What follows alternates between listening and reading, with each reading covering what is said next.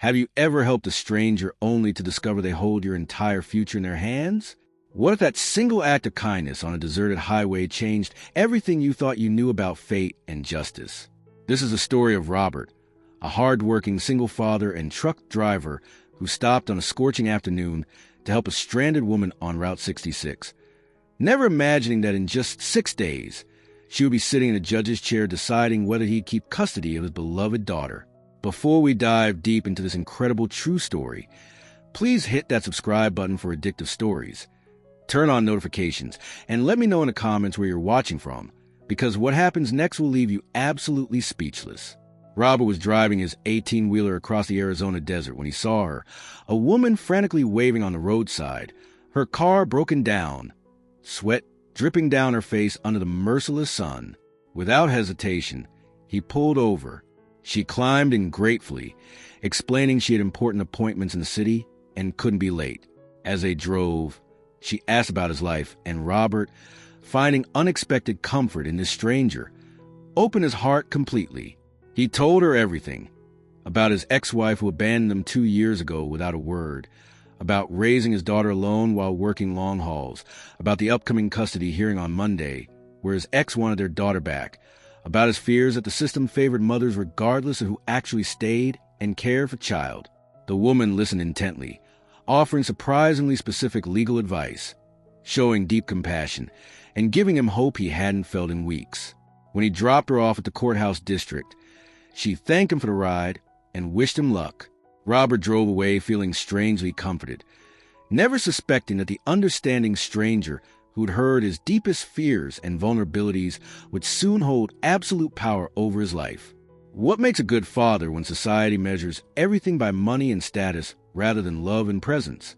Robert Miller had asked himself this question 1,000 times since his ex-wife walked out 2 years ago, leaving him alone with their 7-year-old daughter Emma in their small house in Flagstaff, Arizona. He wasn't rich, didn't have a college degree, and spent days away from home driving trucks across the Southwest to make ends meet. But it's something money couldn't buy: unwavering dedication to his child.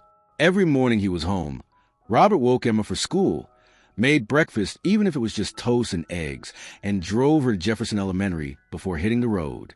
When he traveled, his elderly neighbor Mrs. Henderson, a retired teacher who become like family, took care of Emma with genuine love. But Robert never missed their nightly phone call, no matter where he was. Somewhere on Interstate 40 or parked at a rest stop in New Mexico, he'd call at 8 p.m. sharp, and Emma would be waiting, watching the clock, eager to tell him about her day. They'd talk about homework, friends, little victories and fears, maintaining their bond across the miles. On weekends, he made pancakes, helped with school projects, took her to park, lived for her laughter and the way her face lit up when he came home. This was their life. Simple, loving, stable, until 3 weeks ago when his ex-wife Jennifer suddenly reappeared, lawyered up with her wealthy parents' money, demanding custody. Jennifer, who'd left without explanation, without a single phone call in 24 months, who'd missed birthdays and holidays and scraped knees and bad dreams, now claimed she'd been dealing with mental health issues and was ready to be a mother again. Robert's world crumbled. His lawyer warned him that despite his perfect record, mothers often won these cases, especially mothers with resources to provide better material circumstances. Can you imagine the terror of potentially losing your child not because you failed them, but because you couldn't compete financially with people who'd abandoned them? Robert lived in this nightmare every single day after receiving the court summons, watching the calendar pages fall like dominoes toward that Monday hearing. Each day bringing him closer to potentially losing Emma forever. His lawyer, a kind but pragmatic man named David Chun, laid out the harsh reality. Jennifer's family had money. They'd hired an expensive attorney from Phoenix. They could promise Emma a bigger house, private school, vacations, everything Robert's truck driver's salary couldn't provide. The legal strategy would paint him as inadequate because of his irregular schedule, his modest income, his lack of higher education. Essentially, they'd turn his honest, hard-working life into evidence of unworthiness. Robert felt sick hearing this. How could the system work this way? How could years of devoted fatherhood be dismissed because he drove trucks instead of sitting in an office? How could absence be forgiven with excuses, while presence was taken for granted? His hands shook as he signed papers, His stomach twisted in knots that wouldn't loosen, and sleep became nearly impossible. Emma noticed his stress despite his attempts to hide it. She'd grown quieter, more withdrawn, especially after visits with Jennifer and her grandparents started, coming home confused by their comment about how she deserved better, how Daddy worked too much, how their big house had a room just waiting for her. Robert watched his daughter being manipulated and felt helpless rage. This wasn't about him and Jennifer anymore. It was about Emma's well-being. Yet they were using her as a pawn, planting seeds of doubt about the only parent who'd never left. The unfairness of it burned like acid in his chest. What do you do when the fight seems impossible, but surrender means losing everything that matters? Robert refused to give up, even as fear threatened to paralyze him. That's when he found himself on that desert highway, stopping for a stranded stranger who would unknowingly become central to his story. The woman who climbed into his truck that day seemed ordinary enough, professional, composed despite being stranded, but there was something about her presence that invited confidence. Maybe it was the heat, maybe it was desperation to talk to someone neutral, but Robert found himself spilling everything. He told her about Emma's first words, first steps, every milestone he'd witnessed and documented while Jennifer was gone.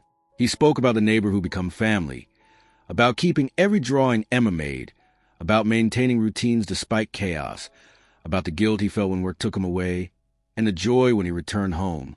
The woman listened with remarkable attention, asking insightful questions, offering perspectives that seemed professionally informed.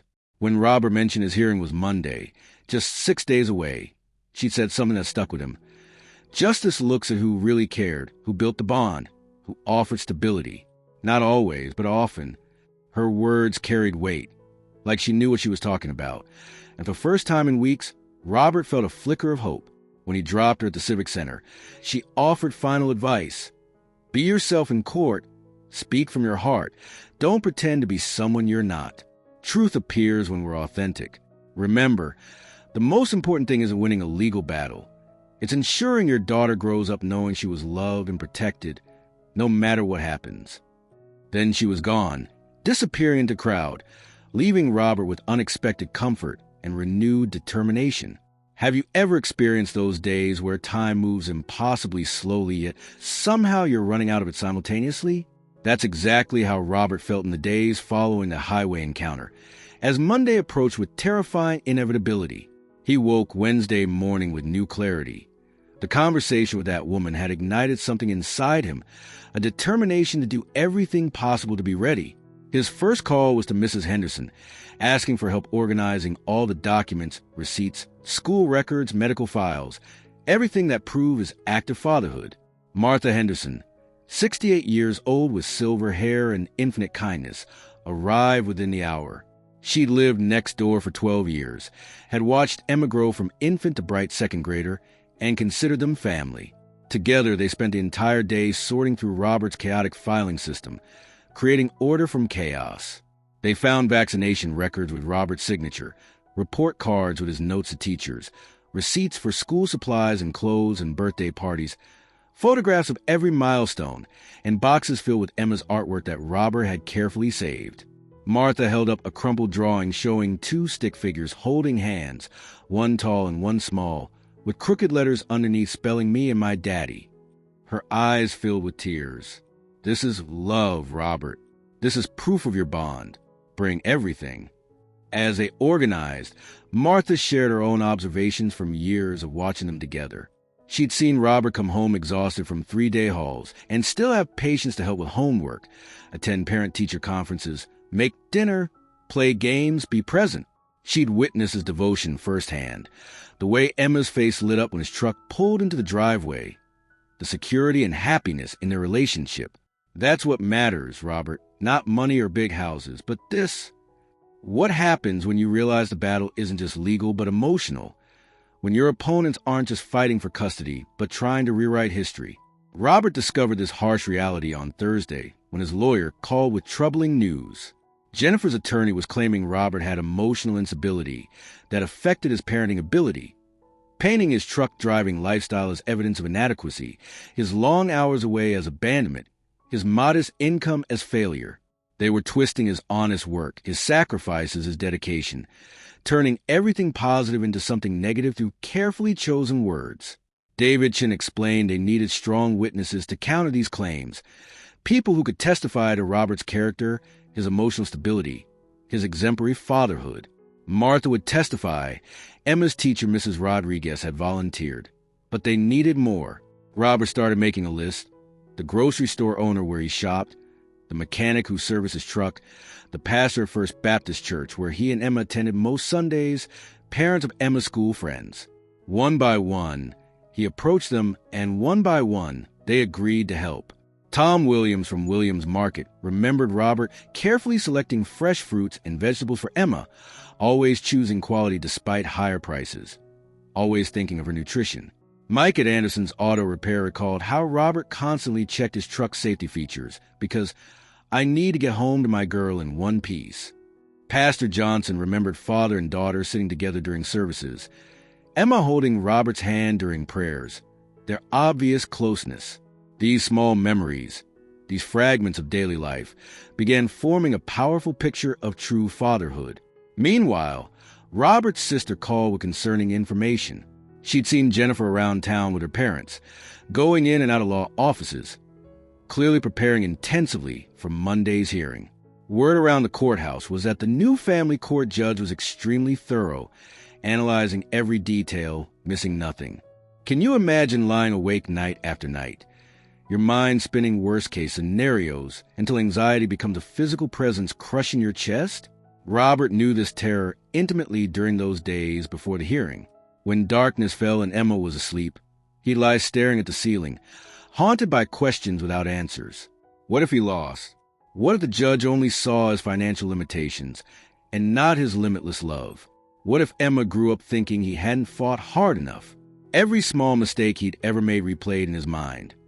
The time he lost patience when Emma wouldn't do homework, the school play he arrived late for because of traffic, the promised trip to the Grand Canyon he'd had to postpone when work demanded it. Each imperfection felt like ammunition for Jennifer's lawyers.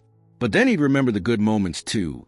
The spontaneous dance parties in the kitchen, movie nights with popcorn, teaching Emma to ride her bike, reading bedtime stories in funny voices, the 1,000 little ways he showed love daily. On the weekend before the hearing, Robert decided to do something special. He took Emma to their favorite park, Oak Creek Canyon, without mentioning the upcoming court date. She was already carrying enough worry. He could see it in her eyes. They hiked, skipped stones in the creek, had a picnic, just enjoyed being together. Then Emma asked a question he'd been dreading. Daddy, why did Mommy leave? How do you explain adult failures to a child? How do you help them understand it wasn't their fault when every abandoned child wonders what they did wrong? Robert knelt down, taking her small hands in his. Sometimes adults need to go away. Sweetheart, it's never because of you. Never. But Emma's next words broke his heart. She's coming back now. She wants me. I'm scared I'll have to choose between you. Robert pulled her close, fighting tears. What's the true measure of a parent's love when facing the possibility of separation? Robert showed Emma that weekend through actions more than words. After their conversation at the park, he made a decision. Regardless of what happened Monday, regardless of court's ruling, he would make sure Emma knew she was cherished, that his love was unconditional and eternal. That evening, he cooked her favorite meal, chicken fajitas with extra cheese, and they ate together talking about everything except the hearing. Emma told him about school, about her best friend Sophia's upcoming birthday party, about the book she was reading, normal childhood concerns that felt precious in their fragility. After dinner, they made brownies together, getting chocolate everywhere, laughing at the mess, creating a memory Robert wanted to etch permanently in both their minds. As Emma slept that night, Robert sat in her doorway watching her peaceful face, memorizing every detail. The way her hair spread across the pillow, the slight smile even in sleep, the stuffed rabbit she'd had since infancy clutched under her arm. This child was his entire world, his reason for working hard, his motivation to be better, his purpose for existing. How could anyone think he wasn't enough for her? How could Jennifer, who'd missed 24 months of his precious childhood, suddenly have equal claim? The injustice of it filled him with renewed determination. Sunday passed in a blur of final preparations. David Chun came over to rehearse possible questions, drilling Robert on responses, coaching him on courtroom behavior. Martha brought over a casserole and straightened Robert's tie multiple times, fussing over him like the mother figure she'd become. Emma seemed to sense something significant was approaching. She stayed close to Robert all day, holding his hand more than usual, hugging him tightly. That night, Robert prayed for the first time since childhood, not asking to win, just asking for wisdom for whoever would judge them. Have you ever experienced a morning where your body moves on autopilot while your mind races in terrified circles? Monday arrived with heavy silence, the kind where even birds seem to know something momentous is happening. Robert woke before his alarm at 4:30 a.m., heart already pounding, palms sweating. He dressed carefully in the clothes Martha had pressed the night before, a simple blue button-down and khakis. Nothing fancy, because he wasn't fancy, just honest. Emma appeared in his doorway in her pajamas, eyes puffy from sleep but filled with worry. "Daddy, are you okay?" Children have that sixth sense for adult stress. Robert forced a smile. "Just a little nervous. Sweetheart, but everything will be fine." He made breakfast, going through familiar motions that grounded him: scrambled eggs, toast, orange juice. They ate mostly in silence, both lost in thought. Martha arrived early as promised, dressed nicely, carrying a folder with all their organized documents. Ready? Robert wasn't sure anyone could truly be ready for something like this, but he nodded anyway. The drive to the Coconino County Courthouse in downtown Flagstaff seemed both endless and too short, time playing tricks, speeding up and slowing down randomly. Robert gripped the steering wheel, so hard his knuckles turned white. Martha prayed quietly. Emma sat in the back staring out the window, more subdued than normal. When they arrived, the courthouse building looked impossibly imposing, all columns and stairs and authority, making Robert feel small and insignificant. David Chin met them at the entrance, professional and prepared. "The hearing is scheduled for 9 a.m. We have time to review everything once more." They sat in a waiting room while David went through key points again. Robert tried concentrating, but found his eyes searching for Jennifer. Would she show remorse? Would there be any acknowledgement of the pain she'd caused? Then he saw her enter with her parents and a tall man in an expensive suit, clearly her attorney. Can you feel someone's presence change the temperature of a room? That's what happened when Jennifer walked in, looking polished and confident, like the 2 years of absence never occurred, like she had every right to reclaim what she'd abandoned. She wore a tasteful navy dress, her hair professionally styled, radiating the composure that money and privilege provide. Her parents flanked her, her father in a sharp suit, her mother dripping subtle jewelry, their body language screaming entitlement. They looked like they belonged in this courthouse, like justice was something they could purchase. Robert, in his modest clothes with his working man's hands, suddenly felt every inch of their class difference. Jennifer's eyes met his briefly, and Robert searched for something: regret, doubt, humanity, but she looked away quickly, heading to a private conference room with her legal team. "Don't let her destabilize you," David whispered. "Focus on what matters, your relationship with Emma, your track record, the truth." But staying focused was nearly impossible when everything felt stacked against him. The minutes crawled until finally, at 9 a.m. sharp, they were called into the courtroom. The room was smaller than Robert imagined, but somehow felt enormous, formal and intimidating with paneling and judicial seal, the weight of authority pressing down. And then something completely unexpected happened. The judge who entered through the side door, wearing her black robe with quiet authority, was the same woman Robert had given a ride on that desert highway just 6 days ago. The same woman who'd listened to his fears, offered advice, showed compassion. She was a judge who would decide his fate. Robert felt the floor tilt, air leaving his lungs. His eyes widened in pure shock. It was her. The woman from the highway was the judge. Their eyes met, and for a fraction of a second he saw recognition flash across her face, but she maintained absolute professional composure, acting as if this was their first meeting. What goes through your mind when you realize a stranger you open your heart to now holds absolute power over your future? Robert's thoughts spiraled as Judge Katherine Morrison took her seat, organized papers before her with methodical precision, and began conducting the hearing with a firm, impartial voice. Good morning, everyone. This is a custody hearing for case number. She continued with formal procedures, explaining how everything would proceed, who would be heard, what rules applied. Robert barely processed words. His mind was a whirlwind. She knew everything. She knew his insecurities, his doubts, his fears. He'd exposed his vulnerability completely on that highway, never imagining she'd be the one making this decision. Was this good or bad? Would knowing his story help or create bias? Could she be impartial after that conversation?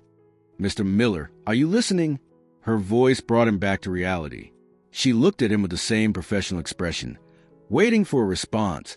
No hint of their previous encounter. Yes, Your Honor. I apologize.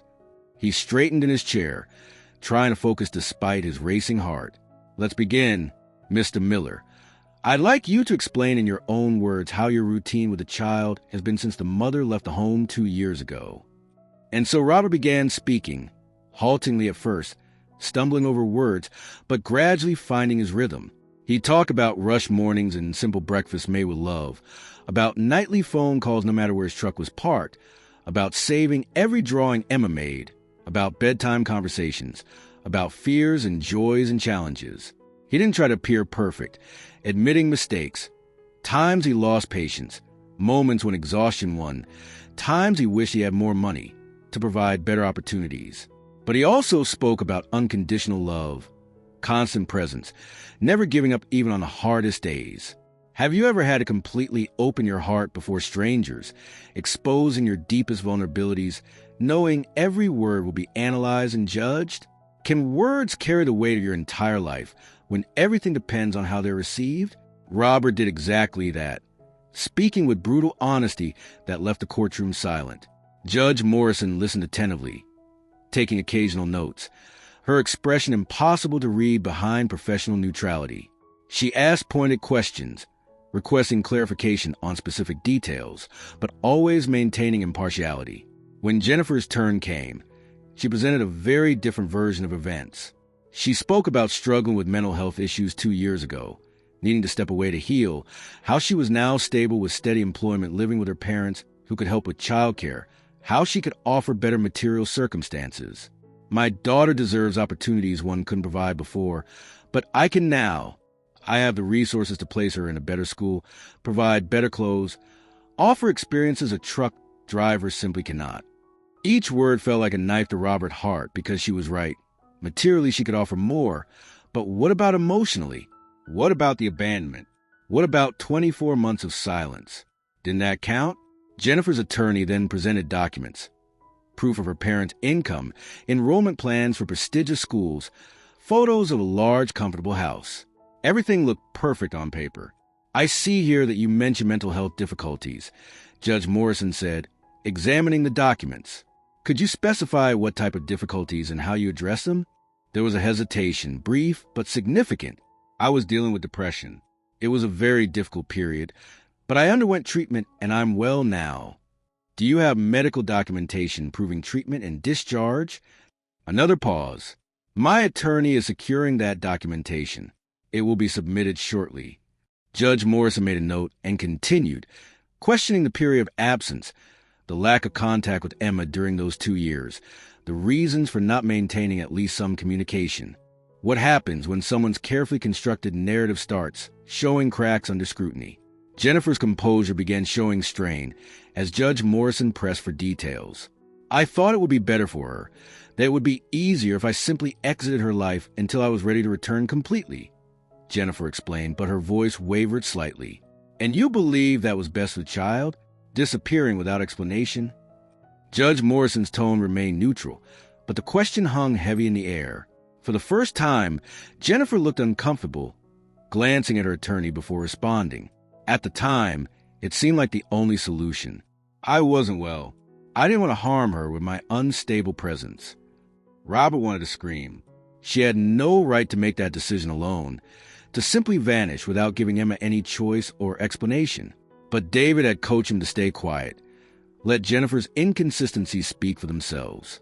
The hearing continued for hours. Martha was called to testify, speaking with controlled emotion about watching Robert care for Emma daily, about his dedication despite long work hours, about the loving home he'd maintained.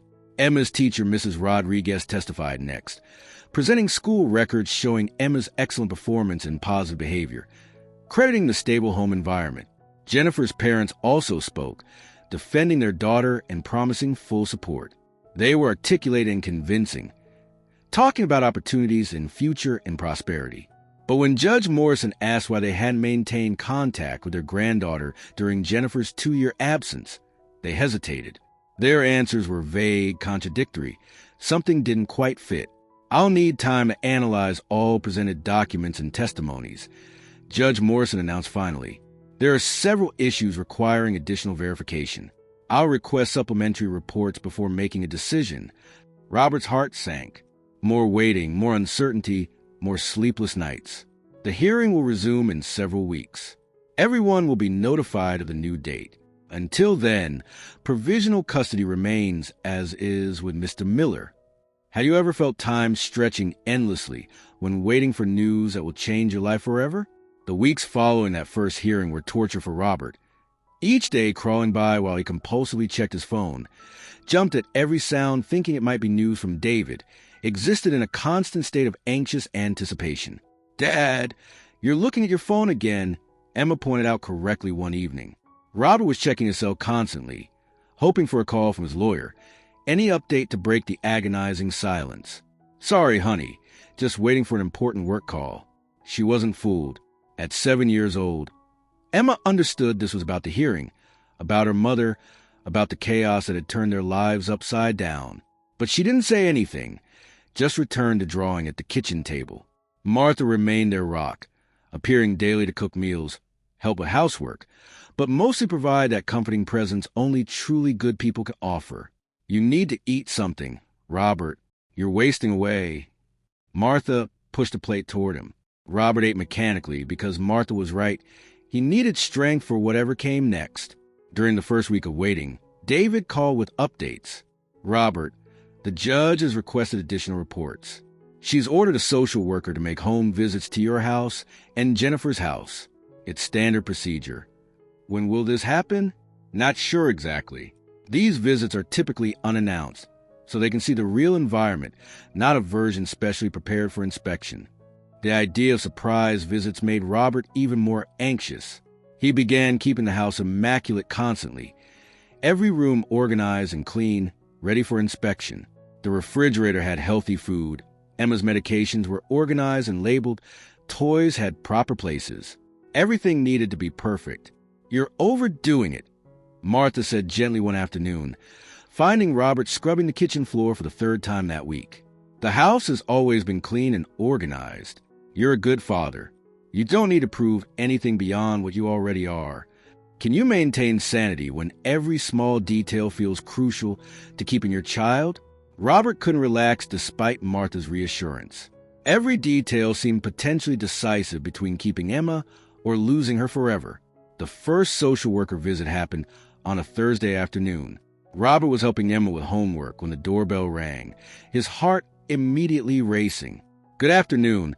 I'm social worker Patricia Anderson from the court's technical team." She was a middle-aged woman with an attentive but non-judgmental gaze, carrying a folder and notepad. "Please come in." For the next 3 hours, Patricia observed everything: the house, the interaction between father and daughter, how he spoke with Emma, how she responded. She asked questions about routine, about school, about friends. She spoke with Emma separately, always gently and respectfully. "Do you like living here?" "I do. It's my home." "And your father? What's it like living with him?" "He's great. He makes pancakes on weekends and always calls me when he travels." Each word from Emma felt like a small victory to Robert. She was speaking naturally, unrehearsed, just telling her truth. Patricia also wanted to speak with Martha, who came from next door immediately when called. "Do you help with the child?" "I do. I care for her when Robert needs to travel, but it's not obligation. It's love. That girl is like a granddaughter to me." "How would you describe the relationship between father and daughter?" Martha didn't hesitate. "It's a relationship of true love. He may not have much money, may not be able to provide luxuries, but he gives what's most important: presence, affection, dedication. I raised 3 sons alone after being widowed. I know how to recognize a good father when I see one, and Robert is an exceptional father. When Patricia finally left, Robert felt like he'd run a marathon, exhausted but also hopeful. The visit had gone well, or at least he thought so. What's harder, the waiting itself or the emotional roller coaster that comes with it? Days turned into weeks, and Robert oscillated between moments of hope and abysses of despair. You know that emotional roller coaster, where one moment you believe everything will work out, and the next you're certain you'll lose everything? During this period, strange things began happening. Emma returned from visits with Jennifer, increasingly confused and distressed. "Dad, can I ask you something?" Emma approached him one evening, her small face serious. "Of course, sweetheart, always." "Grandma said that if I go live with Mommy, I'll have a big room all to myself with any toys I want. Is that true?" Robert felt his blood boil, but kept calm. "That might be true. They have a big house." He chose his words carefully. "But you know the most important thing isn't the size of the room, right? It's the love inside it." "I know, but Grandma also said you're away a lot and I'm alone." Emma's eyes filled with confusion. "I'm not alone. I'm with Mrs. Henderson." "And you like being with Mrs. Henderson?" "I love it. She makes cookies and teaches me things." "Why did Grandma say I'm alone?" How do you explain to a child that adults sometimes distort truth to get what they want? How do you protect her innocence while shielding her from manipulation? People sometimes see things differently. What's important is you know you're never alone. There's always someone who loves you taking care of you. Robert called David the next day, reporting these attempts to influence Emma. "It's common, Robert, but it's harmful to their case. If the social worker notices these manipulation attempts during interviews with the child, it will weigh against them. But my daughter is getting confused. She's suffering because of this." "I know it's terrible, but document everything. Write down every comment she reports. This could be important. Can documentation of pain somehow make it more bearable when it's evidence in your favor?" Robert documented everything. Every strange conversation, every exaggerated promise, every attempt to turn Emma against him. It was painful reading those notes, seeing black and white how they were manipulating an innocent child. But David was right. It could be important. In the 3rd week of waiting, something significant happened. David called with a different tone in his voice, not exactly excited, but less tense. "Robert, I have news. The judge has requested detailed medical documentation from Jennifer about the psychiatric treatment she claimed to have undergone. She wants to verify everything before making any decision." "Is that good?" "It's good because it shows she's being thorough, verifying all presented information, not simply accepting what was said." Robert remembered the highway conversation, how he'd casually mentioned his fears and insecurities. Judge Morrison had heard all of that. Did it influence her decision somehow? Did she remember that encounter? More days passed. Patricia Anderson, the social worker, returned twice more, unannounced as promised. Once she arrived right at dinner time and saw Robert cooking with Emma, teaching her to make spaghetti. Another time she came on a Saturday morning and found them working in the small garden together, getting dirt on their hands and laughing. "You seem happy," Patricia commented, observing the scene. "We are happy," Robert responded simply. "We don't have much, but we have each other." Patricia made more notes in her mysterious folder. Robert tried deciphering her expression, looking for signs of approval or disapproval, but she maintained absolute professionalism. During this time, the community mobilized in a way that deeply touched Robert. Tom Williams at the grocery store stopped charging for some purchases. Mike at the auto shop fixed Robert's truck without charging for labor. Neighbors brought food, offered help, demonstrated support. "You're not alone in this," Tom said one afternoon. "We all know you, know what kind of man you are, and if you need more people to testify, count me in." Does knowing you have a community support make facing an uncertain future less terrifying? These demonstrations of solidarity were fuel for Robert to continue. In the darkest moments when doubt threatened to consume him, he remembered he had an entire community on his side, but the nights remained difficult. He'd lie awake staring at the ceiling, imagining different scenarios. If he lost, How would he explain to Emma? How would he handle the pain of seeing her only on alternating weekends? How would he survive her absence in the house, in the routine, in his life? "Dad, are you crying?" He hadn't realized Emma had woken and was standing in his doorway. "No, sweetheart, just thinking." He quickly wiped his eyes. "You're thinking about the meeting?" "I am." She entered his room and climbed onto the bed, lying next to him. "I don't want to leave here, Dad. I want to stay with you." The words were simple but carried immense weight. Robert hugged her, finally letting tears fall. "I want you to stay too, and I'll do everything in my power to make that happen. But no matter what occurs, no matter where you are, you'll always be my daughter, and I'll always love you more than anything in this world. Promise?" "I promise." They slept like that, embraced, finding comfort in each other, while uncertain future hung over them like a storm cloud. In the 4th week, the news finally came. David called on a Friday afternoon. "Robert, I have the date for the new hearing. It's Monday next week. The judge has concluded all verifications and is ready to give the final ruling." Robert's heart stopped for a second. "That's all? No indication of how she's inclined to decide?" "No, these things are confidential until the hearing. But I can tell you one thing. The fact that she conducted such a thorough investigation is a good sign. It means she took the case seriously." When Robert hung up, he had to sit down. His legs wouldn't support him. This was it. How do you prepare emotionally for a moment that would define the rest of your life? That weekend was surreal for Robert. A strange mix of dread and hope, of wanting Monday to arrive quickly than the agony, but also wishing it would never come. Saturday, he spent organizing every document one final time with Martha, making sure nothing was missing. They reviewed testimony statements, checked that all evidence was properly labeled, created a folder that told the complete story of Emma's life with her father. Sunday was different. Robert decided to spend the entire day with Emma, doing normal things, regular activities that reminded them both of their life together. They went to their favorite diner for pancakes, walked to the park, visited the library where Emma picked out 3 new books, came home and baked chocolate chip cookies together. They didn't talk about Monday, didn't mention the hearing, just enjoyed being father and daughter. That evening, as Robert tucked Emma into bed, she held his hand tightly. "Dad, no matter what happens, you're still my dad, right?" "Always, sweetheart. Nothing and no one can change that. I'll always be your father, and you'll always be my daughter." She fell asleep holding his hand, and Robert stayed there long after she drifted off, memorizing her peaceful face in the dim nightlight glow.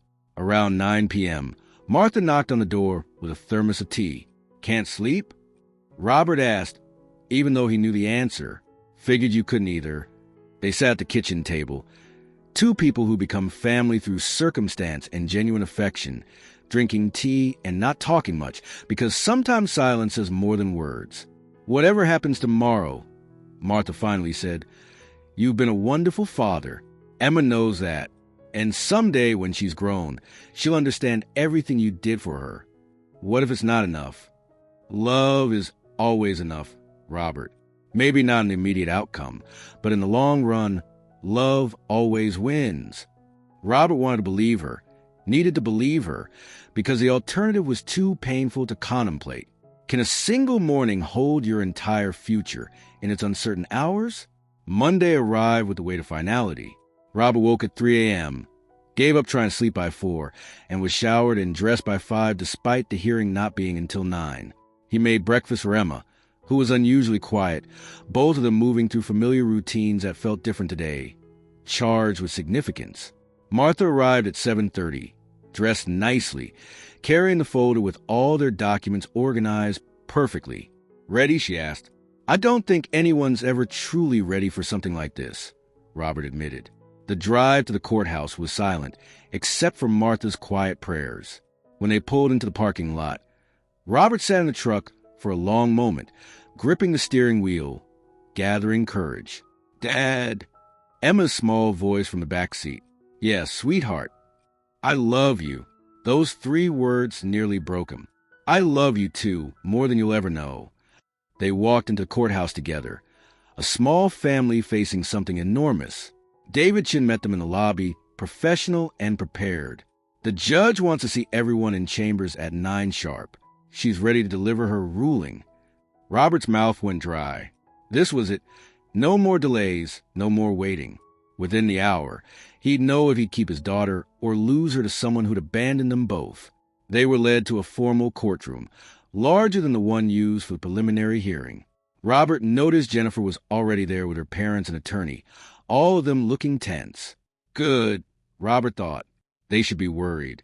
Judge Katherine Morrison entered, and Robert felt that same jolt of recognition. The woman from the highway, the stranger he'd trusted with his deepest fears, now held absolute power over his life's most important decision. She took her seat, looked around the room with measured calm, and began to speak.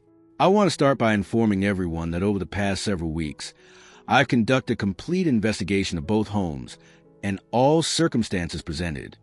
Can you physically feel your heart stopping when someone begins saying words that will change everything? Robert experienced that exact sensation as Judge Morrison continued, her voice steady and professional. I've received detailed reports from the social worker. I've personally interviewed witnesses.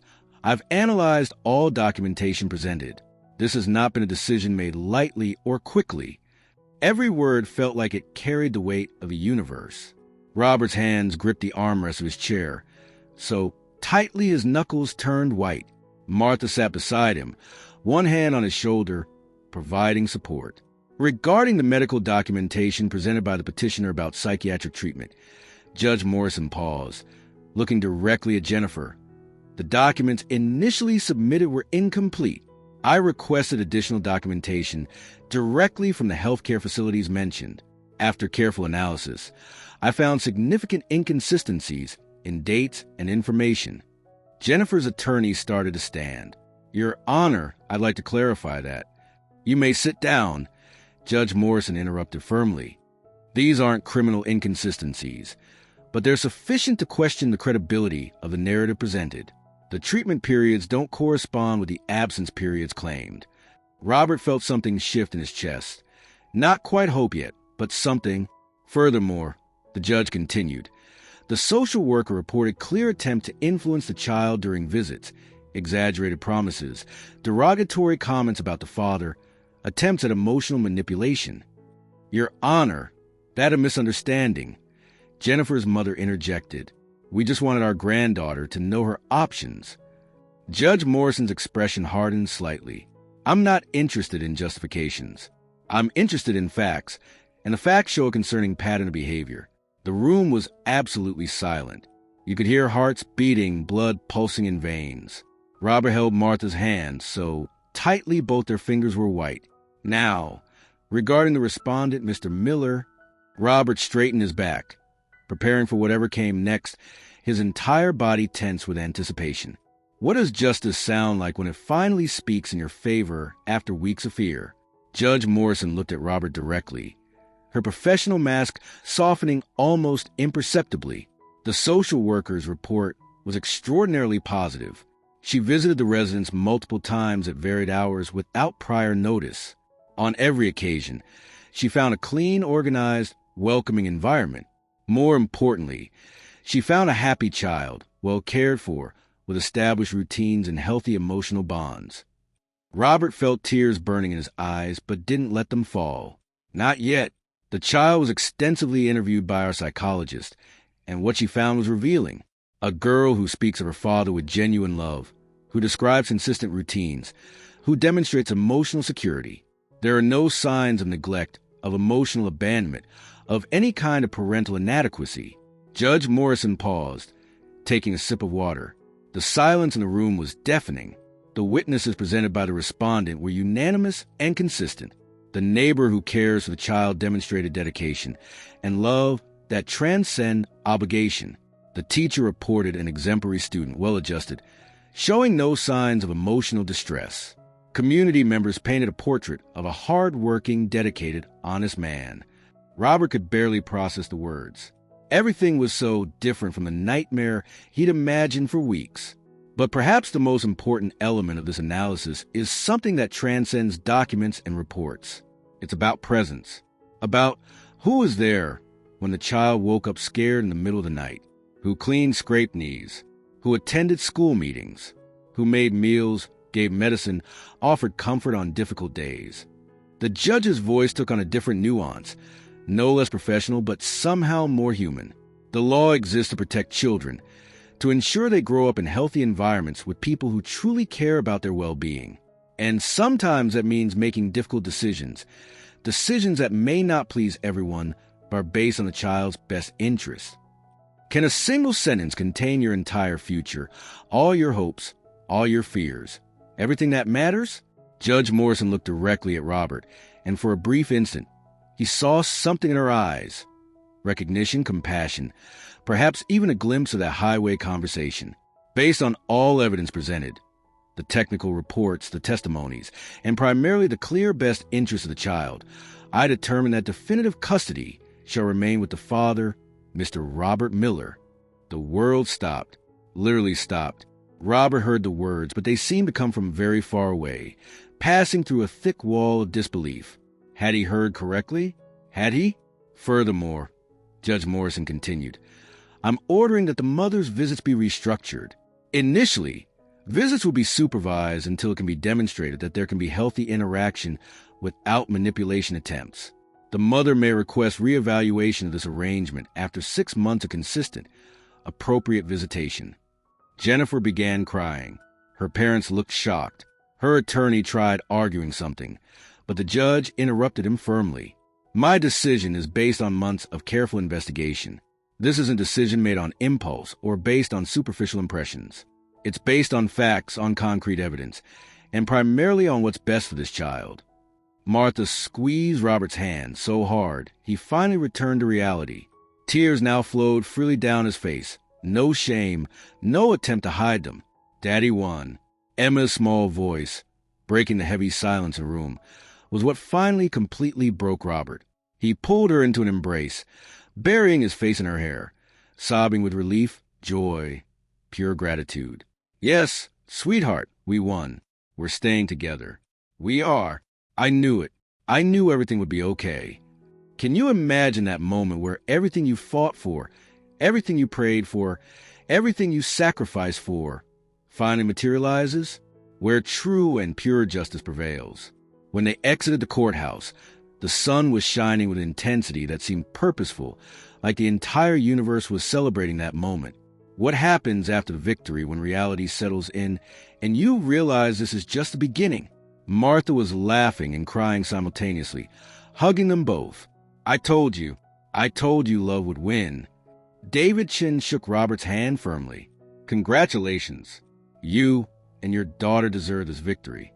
But the story doesn't end there, does it? Because legal victories are just the beginning. The real work is continuing to be the father he'd always been, continuing to wake up early, making breakfast, driving to school, helping with homework, listening about her day, offering comfort and unconditional love. In the days that followed, life returned to normal, but a different normal, a normal without the heavy cloud of uncertainty hanging over them. Emma laughed more freely. Robert slept better. The house had a lightness that hadn't existed for months. That weekend, Robert took Emma to their favorite spot at Oak Creek Canyon. They hiked, had a picnic, watched clouds drift across the Arizona sky. Dad, why do you think the judge decided you should keep me? Emma asked suddenly. Robert thought carefully before answering. Because she saw the truth, sweetheart. She saw that we love each other, that we take care of each other, that we're a family. Will Mommy be sad? It was a complicated question. Robert chose honesty. Maybe for a while, but hopefully she'll understand that this is what's best for you, and you'll still see her just in a different way. Emma nodded, seeming to accept this, then ran ahead on the trail, her 7-year-old energy boundless. Robert watched her go, feeling overwhelming gratitude. That evening, Martha came over with a homemade apple pie. They sat on the porch as Emma played in the yard, watching fireflies appear as dusk fell. You know what the most beautiful part of all this is? Martha said, What? That little girl will grow up knowing without any doubt that she was loved, that someone fought for her, that she mattered more than anything else in the world. Can a single act of kindness create ripples that change everything? Robert thought back to that day on the highway, stopping for a stranded stranger, opening his heart without knowing who she really was.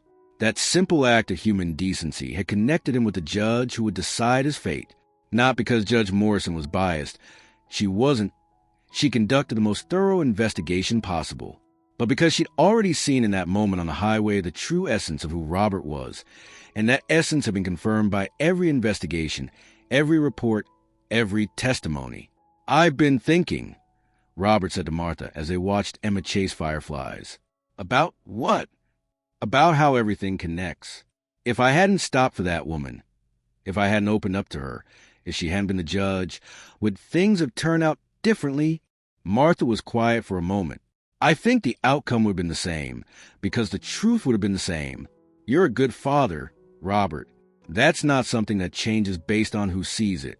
But maybe that moment on the highway reminded her why she became a judge in the first place, to see the truth beyond the surface. Months passed. Jennifer began supervised visits, and slowly, very slowly, started building a relationship with Emma. It wasn't what she wanted, full custody, the ability to make all decisions, but it was something. And maybe Robert thought it was better this way. Emma needed stability, needed to know her home was secure, but she also deserved a chance to know her mother, even if that relationship looked different than before. One Saturday morning, 6 months after the final hearing, Robert was in the garden with Emma, planting flowers Martha had given him as a gift.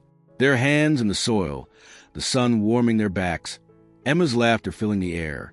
"Dad, will these flowers grow?" "They will if we take good care of them. Water, sunlight, they'll grow beautiful. Like I grew with you." Robert stopped, the trowel in his hand, looking at this child who was his entire world. What's the true measure of wealth when you realize everything that matters can't be bought? Robert looked at Emma, her face smudged with dirt, eyes bright with happiness, and felt overwhelmed with emotion. "Exactly like you grew with me, sweetheart." And there, in that simple garden of a simple house in a small Arizona town, was all the wealth that truly mattered.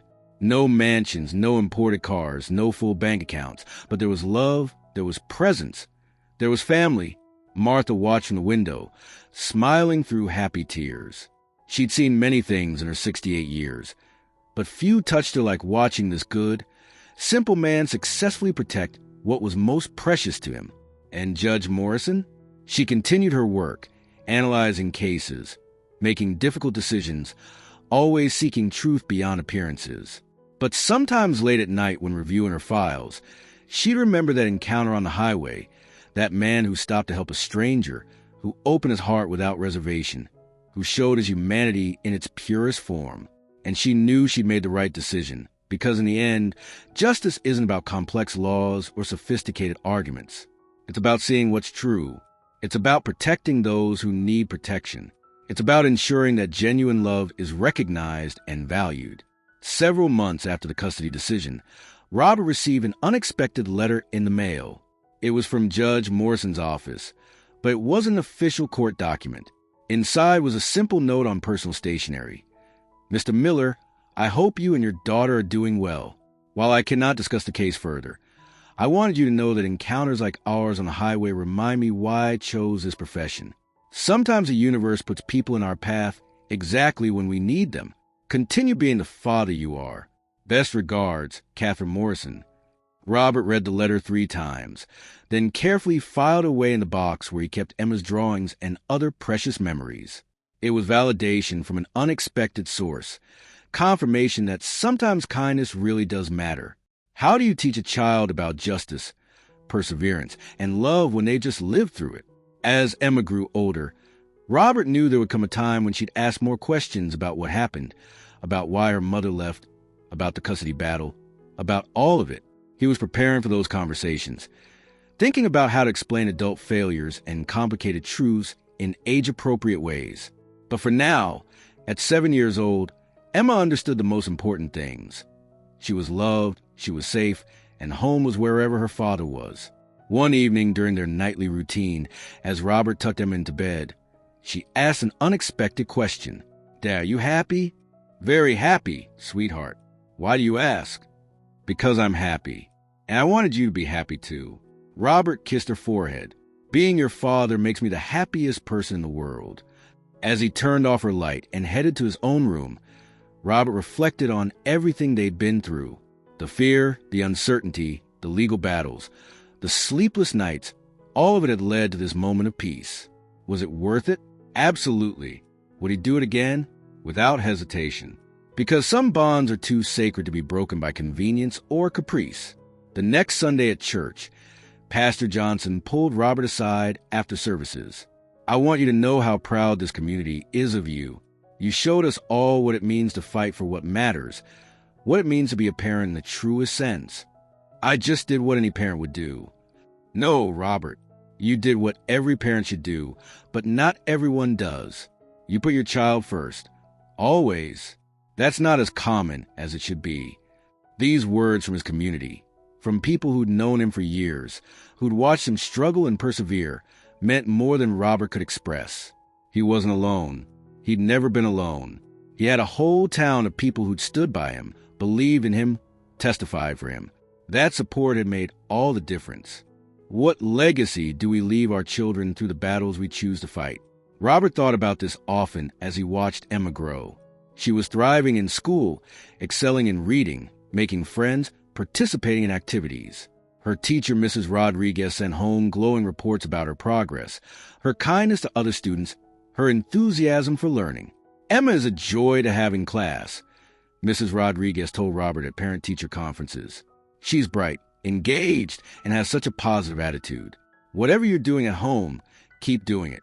What he was doing was simple: being present, being consistent, being loving. There were no secret formulas, no complicated strategies, just showing up every day and trying his best. That's the real secret parenting that no one talks about enough. You don't have to be perfect, you just have to be there. Robert still drove his truck, still made his long hauls across the Southwest, but he'd adjusted his schedule where possible to maximize time at home. Some things had changed. He'd taken out a small loan to make home improvements, fixed a leaky roof, painted the exterior, made the house more comfortable. Not because a judge required it, but because he could, because it felt good to invest in their home. He'd also started a college fund for Emma, putting away whatever he could each month. It wasn't much, maybe $50 or $100 depending on the month, but it was something. It was planning for her future, showing her through actions that education mattered, that her dreams mattered, that he believed in her potential. One Saturday, Robert took Emma to the library, their weekly ritual. While she browsed the children's section, he found himself in the parenting section, pulling out a book about raising daughters. As he flipped through it, he realized he'd been doing most of these things instinctively, listening without judgment, encouraging her interests, teaching her she was strong and capable, modeling respect and kindness. Maybe he didn't have all the answers, but he was figuring it out as he went, just like every parent does. Can closure ever be complete when some wounds leave permanent scars? Jennifer's supervised visits continued, and over time, they became less tense. She'd begun therapy, really committed to it this time, working through the issues that had led her to abandon her family. Robert could see changes in her, small ones, but real. She showed up consistently for her scheduled visits, followed the rules, stopped trying to manipulate Emma against him. One afternoon, she asked to speak with Robert privately after dropping Emma off. They stood awkwardly in his driveway. Two people who'd once loved each other, now strangers navigating difficult terrain. "I owe you an apology," Jennifer said quietly. "I know it doesn't change what I did, but I need to say it. I was wrong. I was selfish. I abandoned our daughter when she needed me, and I hurt you both terribly. I can't take that back, but I am truly sorry." Robert was quiet for a long moment. Part of him wanted to hold on to anger, wanted to make her feel the full weight of what she'd done. But another part, the part that had grown through this experience, recognized that holding on to bitterness would only hurt him. "Thank you for saying that. It doesn't erase what happened, but I appreciate you acknowledging it. I know I'll probably never have the relationship with Emma that you have. I know I threw that away when I left, but I'm grateful for the chance to be in her life at all, even if it's limited." After she left, Robert stood in the driveway for a while, processing the conversation. Forgiveness wasn't something that happened all at once. It was a process, layers of hurt slowly healing over time. He wasn't there yet, might never completely be there, but he could see a path forward where Emma had both parents in her life in healthy ways. That evening, as he made dinner, Emma helped him set the table, chattering about her visit with Jennifer. "Mom seems different. Happier, maybe." "That's good, sweetheart. But I'm glad I live here with you." Robert's heart swelled. "I'm glad, too, more than you know. What wisdom emerges from hardship when you finally have space to reflect on the journey." A year had passed since the final custody hearing. Robert stood in his backyard on a Sunday evening, watching Emma play with neighborhood kids, her laughter carrying on the warm Arizona breeze. Martha sat on the porch, shelling peas, content in her grandmother role, despite no biological connection. This was family, not defined by blood or legal documents, but by choice, by love, by showing up day after day. Robert thought about everything he'd learned through this ordeal. He'd learned that justice, while imperfect, could still prevail. He'd learned that community support was invaluable, that no one gets through life's battles alone. He'd learned that consistency matters more than grand gestures, that showing up every day counted more than expensive gifts or promises. He'd learned that vulnerability could be strength, that opening his heart to that stranger on the highway had somehow been part of his journey toward this moment. Most importantly, he learned that love wasn't something you said, it was something you did. It was waking up early to make breakfast. It was reading bedtime stories, even when exhausted. It was attending school events and helping with homework, and making phone calls from truck stops and saving drawings and celebrating small victories. Love was presence, consistency, dedication. The letter from Judge Morrison remained in his special box, a reminder that small acts of kindness mattered, that treating strangers with compassion could create unexpected connections. Robert made a mental note to teach Emma these lessons, not through lectures, but through example, through how he lived his life. As darkness fell and kids were called home for dinner, Emma ran up to Robert, wrapping her arms around his waist in an exuberant hug. "Best day ever, Dad." "Yeah? What made it so special?" "Just being here, being home, being with you. And really, what more could anyone ask than that? This was happiness. This was success. This was everything that mattered." Where do stories like this end when life continues its messy, beautiful, complicated journey forward? The truth is, they don't really end. Life goes on. Days turn into weeks, turn into months, turn into years. Emma will grow up, graduate from elementary school, then middle school, then high school. There will be more challenges, more joys, more heartaches, more triumphs. Robert will keep driving his truck, keep coming home, keep being the father he promised to be. Jennifer will continue her journey, rebuilding a relationship with her daughter slowly, carefully, respecting boundaries, proving through actions that people can change. Martha will keep being the neighborhood grandmother, providing love and cookies and wisdom to all who need it. Judge Morrison will continue making difficult decisions, always seeking truth, always remembering that behind every case file is a real human being deserving dignity and fairness. And somewhere, maybe in a small-town library or on someone's phone screen, someone else going through their own custody battle, their own fears about being enough, will find the story. And maybe, just maybe, they'll draw strength from Robert's journey. They'll remember that being present matters, that love matters, that fighting for what's right matters. If you're that person, if you're reading this while facing your own battle, hear this clearly. You are enough. Your love is enough. Your dedication is enough. You don't need perfection. You need presence.